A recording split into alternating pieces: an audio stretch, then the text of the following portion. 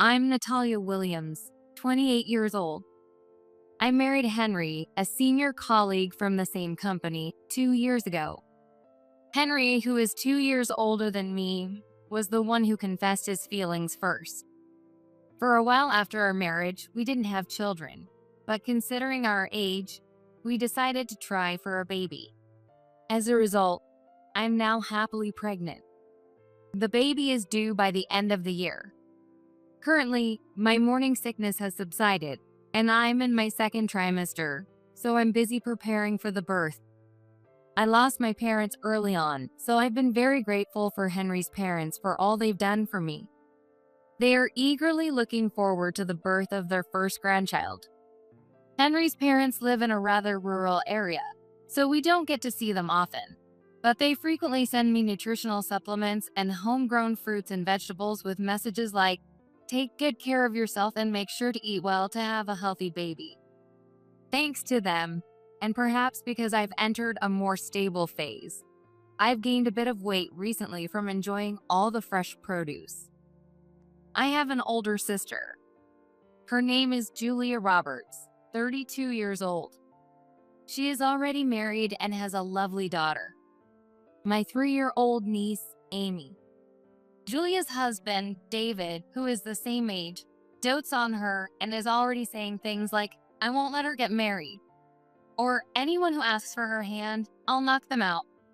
Julia just laughs and says, "You're so silly." Well, they're a lively and good family. When Julia found out I was pregnant, she became a great mentor, giving me advice. If you have any questions, feel free to ask me anytime. Since Julia has experience, I plan to refer to her for various things. She even has some baby items she no longer uses, which will help with our budget. Whenever I go to the OBGYN, Julia accompanies me. My doctor is Dr. Bailey, an experienced female doctor. She's kind and someone we can trust. Once, she even gave Henry and me a lecture. First and foremost, the pregnant woman is the center of attention. She must be prioritized above everything else. Oh, I see. Is that so?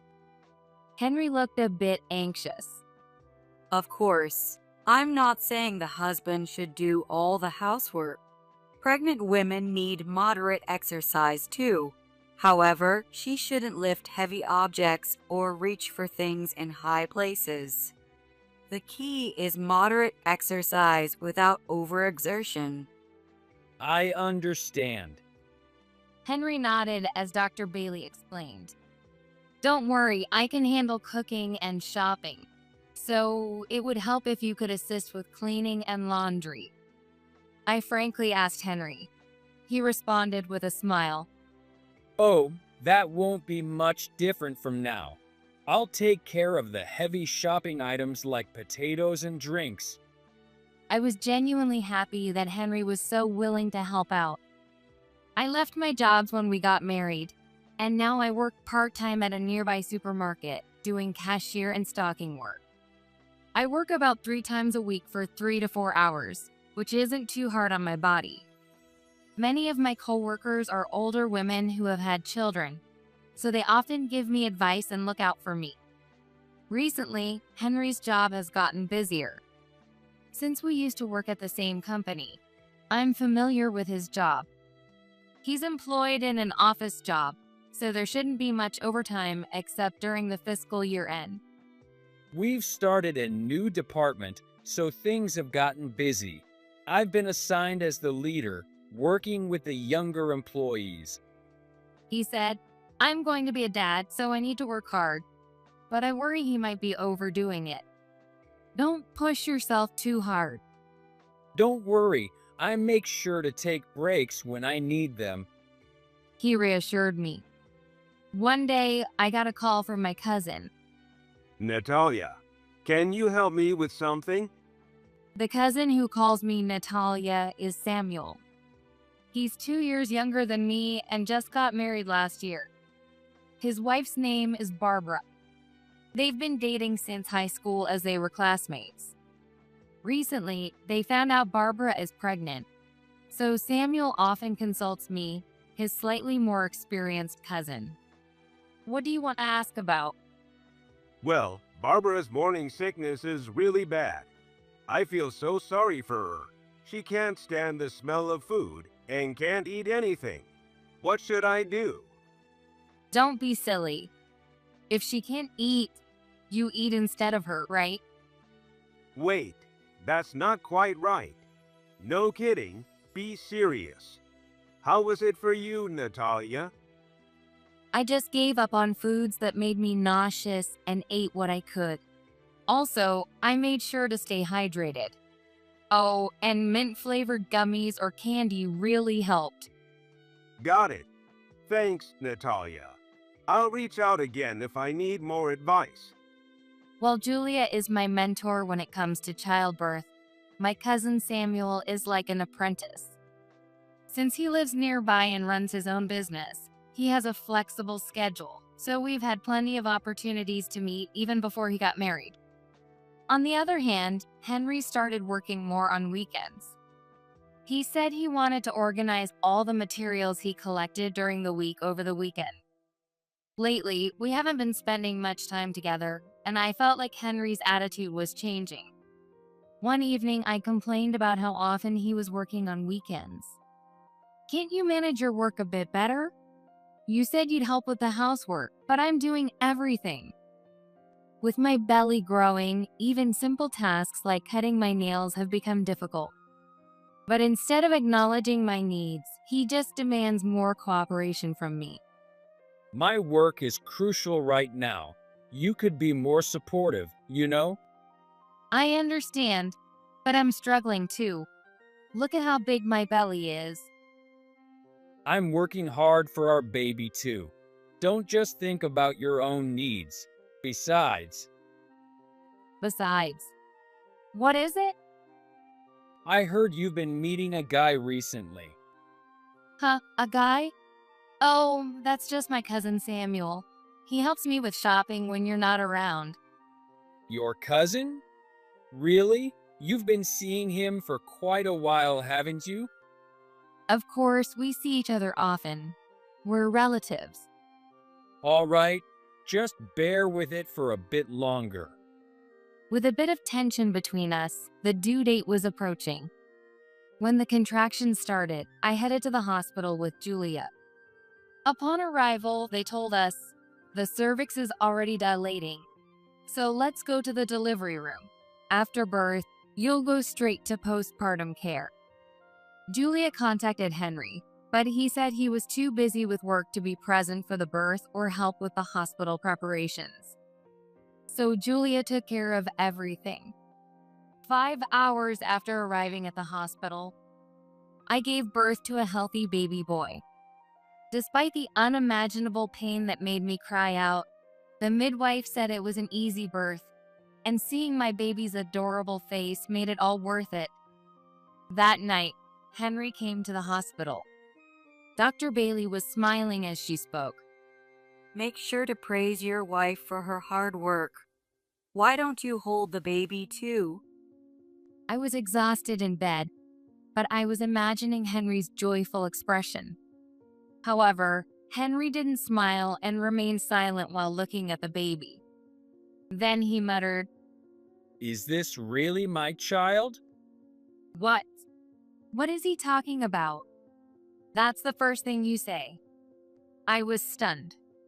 Dr. Bailey tried to reassure me by saying, "He'll see how cute the baby is in a while." I gathered myself and followed Dr. Bailey's lead. This is our child. Let's do our best to raise him. But Henry remained expressionless. Then, out of nowhere, he said, Dr. Bailey, I have a request. Please perform a DNA test on this baby. "What?" I was speechless at Henry's words. A DNA test. He really doubts this is his child. This is absurd. Dr. Bailey was also taken aback. She said, "Well, it can be done, but it's not something you should ask about on the day of the birth," trying to dissuade him. However, Henry insisted on the test. Yes, please, by all means. Do you doubt me? This is terrible. It truly was terrible. The pain from giving birth seemed to disappear as I shouted. I just want to know the truth. If it's really my child, that will be enough for me. It'll put my mind at ease. Unless you have something to hide? He was implying I had something to hide. It was awful. I'm not asking for gratitude, but asking for a DNA test out of the blue is the worst. Sensing the argument would only escalate, Dr. Bailey reluctantly agreed. All right, let's do the test. I was unhappy, but since I knew this was our child, I agreed to the test. After Henry left the room, I started crying. I thought Henry would be happy, but instead, he doubted me so much that he demanded a DNA test. The test was conducted as Henry requested, and we were to receive the results the following weekend when Henry came to visit. On the day of the report, Henry came to the hospital unusually calm. In the hospital room, Dr. Bailey pulled out the report. I'll get straight to the point. Yes, The result of the test shows that the possibility of Henry being the father is Dr. Bailey took a deep breath and announced, 0%. This child is not Henry's biological son. "What?" I was speechless and nearly collapsed. There was no way. I had no idea how this could be possible. But how? My mind went blank. Henry smirked. I knew it. He then declared triumphantly, You tried to pass off a child from an affair as mine. Pointing at me, he said, "We're getting a divorce. This is all your fault. I'm going to demand a hefty compensation, so be prepared." He left the hospital room with those final words. I was left in complete shock. I consulted Julia and Samuel. Julia listened quietly and then spoke with determination. You've been falsely accused. This is no joke. We need to make sure he gets what's coming to him. Samuel, for some reason, had a confident grin. That's right. I'm all set on my end. So you can relax, Natalia. How can she relax with this situation? Julia snapped. Oh, right. Sorry. Samuel responded cheerfully. I couldn't tell if they were serious or just enjoying my misfortune. Later, I received a call from Henry. I've decided to get a divorce. My parents agree. As the victim, I'm demanding compensation. Around $30,000 seems fair. I'll leave it to my lawyer. Is that okay? Sure, whatever. You'll have to pay for the delivery expenses yourself. I won't spend money on someone else's kid. Do whatever you want. I will. I'm the victim here. If you can't pay the compensation, I'll take the house and land. I have that right. Henry remained aggressive. That house and land are my inheritance from my late parents. I don't care. Anyway, I'm busy preparing for the divorce. I'll be in touch. I reported Henry's call to Julia and we planned our next steps. Soon I was discharged from the hospital and Samuel came to pick me up. How are you feeling? I'm much better now, but it's just the beginning. I need to stay strong for my baby. I looked down at the little life swaddled in my arms. Right. We're going to give your husband payback. Double, no, triple. We chatted like this until we got home. My house looked completely different. Henry had taken all his belongings. In the empty room, only the baby items I had prepared were left. There was a note from Henry. It said, "I've left the house. I won't be coming back. It's pointless to look for me at my parents' place because I'm not going back there. Contact me only if necessary." If he wasn't going to his parents' place, I knew where he'd be. Honestly, he's always quick with things like this. I sighed in exasperation. A little later, Henry called. Perfect timing. As soon as I answered, Henry started yelling. What do you think you're doing, sending that to my office? Oh, that. Well, since you wouldn't tell me where you were, I had no choice but to send it to your office. I replied nonchalantly. You've got to be kidding me. My boss demanded an explanation, and I had to talk about our divorce. Now, everyone at work is looking at me weirdly. Just as planned, it seemed things were getting hectic for Henry. That's not my problem. So, did you read it? Make sure you show up at the lawyer's office. Don't you dare run away. Who's running away? You better be prepared. I'm going to fight this all the way. It seemed the certified letter the lawyer sent had arrived at his office. I could imagine Henry panicking. Yes, the net was tightening around him. Then we met at the lawyer's office to discuss the divorce. Henry's parents were there too. Juliet and her husband accompanied me. Julia's husband is David. David works in construction and treats me like a little sister.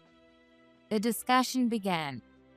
My wife had an affair and tried to pass off the child as mine, using my money to raise it. This is incredibly malicious. So I'm demanding not just alimony, but also the house and land in her name as compensation. This was Henry's main reason and conditions for the divorce. Wow, he was being very bold. I was fully prepared and remained calm. I understand. However, even if the divorce is due to an affair, asset division is still required. And don't assume all your demands will be met. My job is to mediate your differing opinions and make a fair judgment based on the facts. Please understand that. Then justice is on my side. Trying to pass off someone else's child as mine is like fraud. Maybe I should call the police. His parents also chimed in. Natalia, this is terrible. We were so happy about our first grandchild, and now it's not even Henry's child. This is heartbreaking. The most pitiful one here is the child. Please at least make sure to take care of the baby properly. No matter what the lawyer says, what you did is unforgivable. I'm completely innocent and the victim here. How much you regret and apologize to me matters. So do you feel any remorse or willingness to apologize? Henry seemed convinced of his victory. Well, it's time. No, the one who needs to reflect and apologize is you, Henry. What? What are you saying? Henry stood up, shocked by my unexpected counterattack. I continued calmly. It's time to face the truth. I know everything. What are you talking about? I know who your lover is, and I'll demand compensation from him too. It was time to reveal my evidence. I actually have someone here I'd like to call in. Who? Is it one of your accomplices? Henry shouted, fully in combat mode. Don't be silly. I'm the victim here. This is a witness. A witness? Yes, please come in. As I said this, two people walked through the door. Henry's mouth fell open. You and you. Yes, this is Dr. Bailey from the OB/GYN and my cousin Samuel. Hello. Greeted Dr. Bailey. Samuel introduced himself. Nice to meet you, or rather, I'm Samuel Roberts, Natalia's cousin.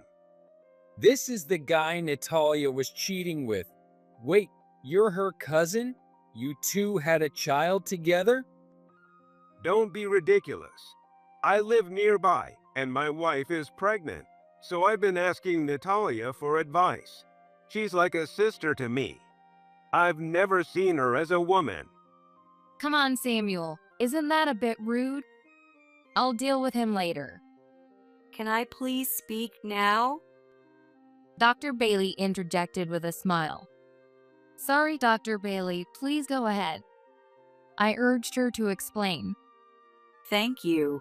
To put it simply, the DNA test results show that the baby is definitely Henry and Natalia's child. What? What? Henry shouted in disbelief. But the test said the baby wasn't mine.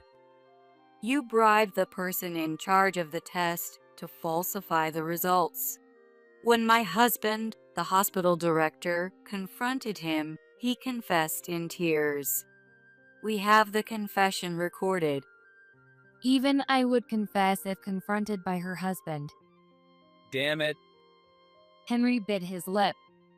Julia suspected the test results and brought in your hair for another test. Normally, we wouldn't do this, but her explanation convinced us. The second test confirmed the baby is yours and Natalia's. The person who helped you was fired to protect the hospital's integrity. Henry's father was stunned. Henry, why did you do this? He stood up and confronted Henry. Well, As Henry stammered, Julia answered for him. Because Henry was the one having an affair. What? Henry's parents were left speechless, their mouths hanging open. When I went shopping in the city, I saw Henry walking with an unknown woman. It was a Saturday, and Natalia said he was supposed to be working overtime, so I got suspicious and asked Samuel to investigate. Samuel, prompted by the mention, started boasting proudly. Actually, I worked part-time at a private investigator's office during college, so I'm pretty good at background checks. And guess what? We found a ton of evidence of his affair. Here's a recording of one of their conversations. Julia played the recording from an IC recorder. It captured the voices of Henry and the woman. I'm going to fake a DNA test to make it look like the baby isn't mine. Then I can claim she cheated. There's even someone who fits the bill, her cousin. I've got pictures, and I'll frame it as an affair. That way, I can divorce her and pin all the blame on her. I'll get alimony, and since she had a baby, I can demand the house and land too. I'll be the tragic hero. Then I can be with you without any issues. How's that? I'm a genius, right? More like a villain. You sound like a bad guy from a soap opera. The recording ended with the two laughing. Samuel added, The woman is Laura Linney, a younger colleague from your team at work. Henry's face turned pale. With such clear evidence, there was no room for excuses. Now that the facts are clear, it's my turn. The lawyer said with a smirk, pulling out several documents from an envelope. These are Natalia's demands. She requests a divorce from Henry. She won't press charges regarding the fabricated DNA test, so that's not part of this case. She is demanding alimony from both Henry and his affair partner. Additionally, she requests the division of assets and child support from Henry. Henry's parents were stunned by the unexpected turn of events. Henry was cornered and completely overwhelmed by my and Julia's confrontation. I filled out and signed the divorce papers and had Henry sign his part. The lawyer signed as the witness and promptly filed the divorce. We left the office and celebrated with drinks at a nearby place. And so I divorced Henry. I received a significant amount of alimony and child support in a lump sum. His parents apparently covered the payment. Henry was disowned by his parents. He would be repaying the debt bit by bit. Henry's affair partner, being a colleague, was also found guilty of misconduct during work hours, and both were fired. Left alone after his affair partner ditched him, Henry struggled to find a new job and ended up working part-time at a gas station. Oh, and I named my son Michael. Michael and I live together now. He's still young, so I've taken a break from work to focus on raising him. We can manage for a while with the alimony. Michael is adorable, and I often take photos and videos of him. Samuel edited some and posted them online, and they unexpectedly became quite popular. Thanks to the popularity, we even started making money from the videos. It turned into a good income, so I've decided to save it for Michael's future. And my child rearing has been greatly supported by the people around me. Julia, of course, and the ladies at my part-time job have all helped out. Especially the ladies who shop for me at the supermarket since I can't go out and deliver the groceries to my home. Actually, the deliveries were often done by the store manager. The ladies had a scheme to set me up with him since he was also divorced. When Michael turned 1, the store manager proposed to me. Despite his position, he was always humble and worked hard, treating both employees and part-timers equally, which I admired. And with his frequent deliveries, we had many opportunities to talk. So my admiration soon turned into affection. I happily accepted his proposal. Michael had met him many times and had grown fond of him. He genuinely cared for Michael, so I felt I could trust him. Although I accepted his proposal, we didn't get married immediately and spent some time preparing. Recently, Michael has started calling him by his name or dad. It feels like I've been given a second chance at happiness. This time, I'm determined to hold on to it and never let go. I made this resolution while watching Michael sleep peacefully.